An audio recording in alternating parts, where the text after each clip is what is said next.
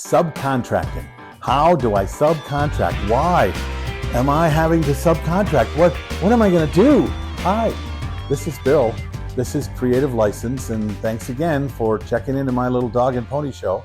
And my sponsors, Electro Voice, Promo Only, DJ, Event Planner, Disc Jockey News, Perfect Portals, and of course my workshop, The Entertainment Experience. So subcontracting.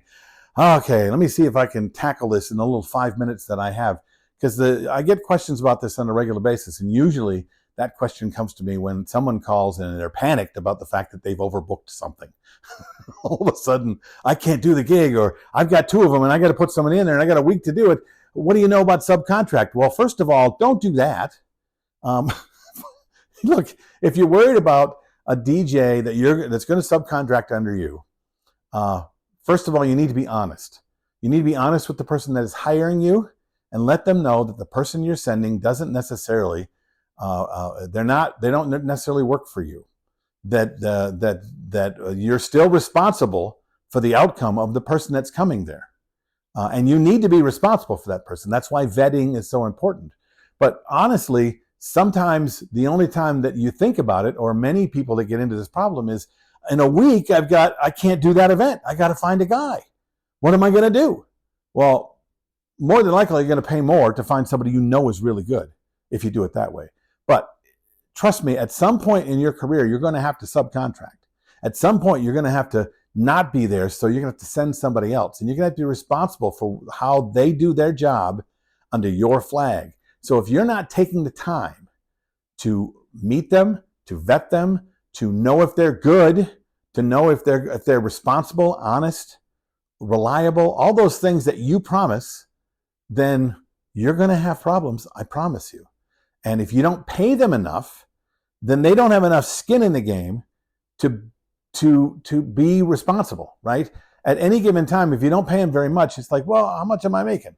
You know, how good do I got to be, right? That's not necessarily right, but that's how people are. They're never going to care as much about your reputation and your business as you do. So how do you motivate that person? Well, usually you have to motivate that person with a conversation around their integrity, and then paying them in such a way that it would hurt them if for some reason they didn't show up the way they said they would show up. This is the way it has to be. Or you're going to be trusting a person to do their best, and hopefully they will. I've sent out people that are friends of mine that would never screw me. Excuse the term, but that's what happened, because they don't have to care. Okay? They're not there. Their reputation is not on the line. They're just getting paid. They're just doing a job. So the fact that I did not have that conversation with that person because they were my friend, that was a mistake on my part. That was my responsibility. And that's the scariest part about subcontracting. Now, take it the other way now. People have asked me about whether they should subcontract with other people. Well, I guess, sure, you need a cash influx, but now you need to bring your integrity to their business. You need to be that honest person, that person filled with integrity around that person's brand, and show up and be responsible for that, because they have to be responsible for you. So if you're going to be a subcontractor that is paid well, then they have to know that when you go out, you're talking about their DJ company, that you aren't slipping I've seen guys who've lots of integrity later telling me, well, I'm working for Dave tonight, but here's my business card. Don't do that. Oh, dear Lord, don't do that. That's awful, okay? You are there to work. Now, if you have to have a certain amount of money from the person that's subcontracting you to be able to show up and use their card to fly their flag, not help your business, then tell them how much that's going to cost them. Be honest. Because if you don't, then taking $1 for them says that you are still going to give out their card, tout their business, and show up in a way that makes their business look as good as the owner makes it, or better. This is just integrity, man.